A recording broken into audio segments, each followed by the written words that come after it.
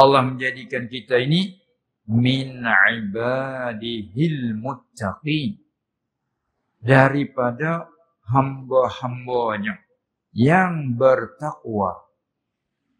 Maka sifat-sifat orang takwa ialah Allah sendiri mensifatkan dalam Qurannya. Dan selalu kita ingat, kalau tidak pun selalu kita dengar di awal surah Baqarah, allazina yu'minuna bil ghaib. Allah mensifatkan orang takwa itu ialah orang yang beriman, yang percaya. Nah, bahasa kampung kita panggil beriman, percaya. Orang yang percaya bil ghaib, dengan yang ghaib. Ay ma ghaba anna. Yang percaya dengan yang ghaib dari kalangan kita. Maka tafsiran al-ghaib itu pun banyak. Di antara yang ghaib, Allah sendiri. Karena mana ghaib? Ghaib bermakna ma ghaba anna. Yang ghaib daripada kita. Yang tidak nampak pada pandangan kita. Tidak dengar pada pendengaran kita. Itu ghaib. Maka yang ghaib itu termasuknya Allah sendiri. Ghaib dari kita. Tapi kita percaya. Kan? Sebab beberapa banyak daripada hamba yang mempunyai akal tak percaya adanya Tuhan. Ada juga. Itu terkeluar daripada muttaqin. Sedangkan hamba ia juga. Ia menaskan huwallazi khalaqakum faminkum kafirun wa minkum mu'min.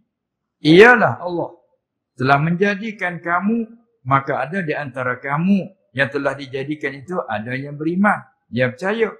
Ada pula yang kufur. Faminkum mu'min, faminkum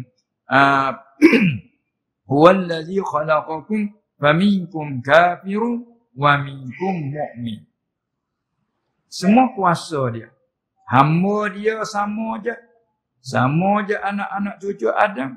Tapi ia menjadikan dua bahagian, dua bagai. Satu menjadi hamba yang beriman, percaya dengannya. Satu menjadikan hamba yang kufur, yang tak percaya dengannya. Maka kita nasib baik. Masuk daripada hamba yang percaya dengan al-ghaib. Termasuk percaya dengan Allah. Maka percaya dengan Allah dihuraikan dalam kitab Usuluddin. Beriman dengan adanya Allah. Beriman dengan sedianya Allah. Itulah wajib tahu dengan jalan tafsir. Tubik mari sifat wujudnya, qidamnya, baqa'nya, mukhalafatuhu lil hawadis, qiyamuhu binafsih, wahdaniyah. Itu mana? Beriman dengan Allah, percaya dengan Allah. Apa percaya dengan Allah? Percaya dengan adanya Allah. Sekalipun kita tak pernah lihat dengan mata kepala, itu kepada ghaib. Sekalipun kita tak pernah dengar dengan telinga kita, wahyu ke suara darinya, tak pernah. Tapi kita yakin adanya Allah. Bukan saja yakin adanya Allah, ada ia itu sedianya. Tidak ada permulaan. Maka berlainan adanya kita makhluk sebab ia mengadakan. Oleh itu ada kita ini baru. Karena ada kita dimengadakan olehnya. Tapi adanya Allah tidak ada sebab dimengadakan oleh yang lain. Itu dipanggil al-awwal. Huwal awwal wal akhir wal zahir wal batin. Ialah Allah al-awwal. Yang awal, yang sedia, yang tidak ada mula bagi. Itu kepercayaan kita. Huraian dalam kitab Usuluddin. Huraian secara lanjut. Dan juga kita percaya, setelah percaya adanya ia, sedianya ia, lagi pula kekalnya. Tak terima hilang, tak terima binasa sama sekali.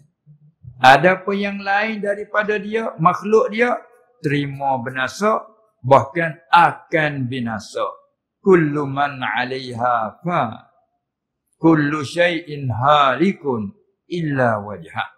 Ia menyatakan pula secara akalan kita tahu bahawa semua alam selain pada Allah terima binasa. Serta pula Allah janjikan akan binasa. Mesti binasa. Itu maksud dari bab kenal Allah. Mengajikan hukum sifat. Itulah huraian dari usuluddin. Setelah kita yakin adanya, sedianya, kekalnya, kita yakin pula bersalahannya Allah bagi sekalian makhluk yang dijadikan. Ia bersalahan. Walau satu wajah pun dia tak serupa. Itu mukhalafatul awadi huraian di sana. Selain pada itu pula kita percaya bahawa Tuhan yang ada, yang sedia, kekal bersalahan itu mesti esanya. Panggil wahdanya. Kata Allah yang Maha Esa. Itu semua masuk dalam allazina yu'minuna bil ghaib. Itu sifat orang muttaqi. Maka di kita alhamdulillah ada. Sekalipun kita tak pandai nak hurai. Kan? Kalau diminta hurai, kita tak belajar dalam medan dia, mana boleh kita nak hurai. Tapi keyakinan kita putus. Keyakinan kita putus. Kita contohkan seperti kita belajar baca Quran dengan guru yang pandai dari segi hukum tajwid. Tapi kita belajar hanya baca. Guru ajar, tarik, didengar, kita tu ikut saja. Dia baca, kita dengar, kita ikut saja. Tapi kalau orang yang suara tu jadi mudah menurutnya, maka mudah jadi. Bila dengar guru baca, dia baca. Dan guru pula memberi pedoman, percaman kepadanya, maka dia ingat cara-cara. Tapi bila dia baca sudah ingat betul guru perkataan yang betul baca muncul. Tapi kalau tanya kaedah ini panggil apakah baca macam ini, dari segi hukum istilah tajwid apakah panggilnya, itu tak pandai kalau tak belajar istilah dia kan. Apakah panggil ikhfa ke, izhar ke, idgham ke, idgham pula berapa bahagi. Kalau kita tak belajar dalam istilah, mana kita boleh nak hurai. Sekalipun kita baca dah betul. Kita baca dah kena. Guru yang dengar, itu betul bacaanmu. Tapi kalau tanya apa hukum itu, panggil apa, tak tahu. Kita belum belajar istilah. Demikianlah dalam istilah usuluddin. Kita pegang dulu i'tiqad kita betul pada wakil serta jazam. Kita yakin adanya Allah. Sekiranya kalau dikatakan, macam mana kalau tidak ada Tuhan kerana tak pernah lihat? Sekalipun tak pernah lihat, aku yakin adanya Tuhan. Mana dalilnya? Bukti kata ada Tuhan. Alam inilah dalil. Aku ni menunjuk kata ada Tuhan. Antaranya, beberapa banyak yang aku mau tapi tak dapat semuanya. Dan beberapa banyak yang aku tak mau, tak tertolak semuanya. Menunjuk kata ada yang kuasa. Bila tekan lagi, bagaimana cara? Tak pandai nak hurai. Itu masalah tak pandai hurai. Tapi keyakinan kita ada. Ini dikatakan iman orang awam. Ini makrifat orang awam. Sebab itu kalau tidak dimengelirukan, sudah cukup.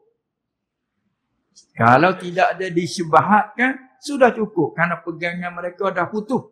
Dah jazam. Lagi pula membetuli waqi'. Al-jazmul mutabiqu lil waqi' an dalil. Sekurang-kurang dalil ijma'. Apakah dalil menunjuk adanya Tuhan? Alam ini. Termasuk kita sendiri setengah pada alam. Bagaimana caranya? Tak pandai nak hurai. Itu panggil tak pandai dalil tafsili. Nak hurai tak pandai.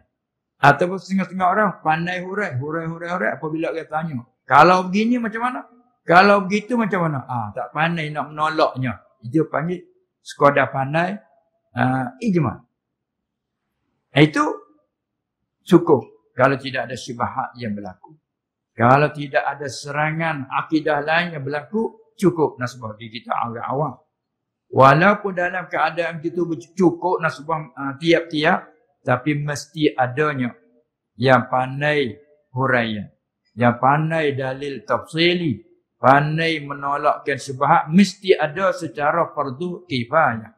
Kalau tidak ada semuanya, maka dikira salah. Syarat menekan supaya ada orang yang cergah, belajarlah supaya faham kaedah. Apa ni? Ini kecadangan kalau timbul dan berlaku syubhat, yang ni lah tolong menolak dan mempertahankan. Itu di antara lain. Ada pun fardu ain cukup dengan tadi. Kita yakin adanya Tuhan. Kita yakin Tuhan ada itu sedianya. Kita yakin Tuhan mesti esa. Kita tak terima berbilang. Ketua kampung tak boleh nak berbilang dua, mesti esa. Apalagi Tuhan. Masalah. Itu orang kata beriman dengan Allah. Masuk dalam kata allazina yu'minuna bil ghaib.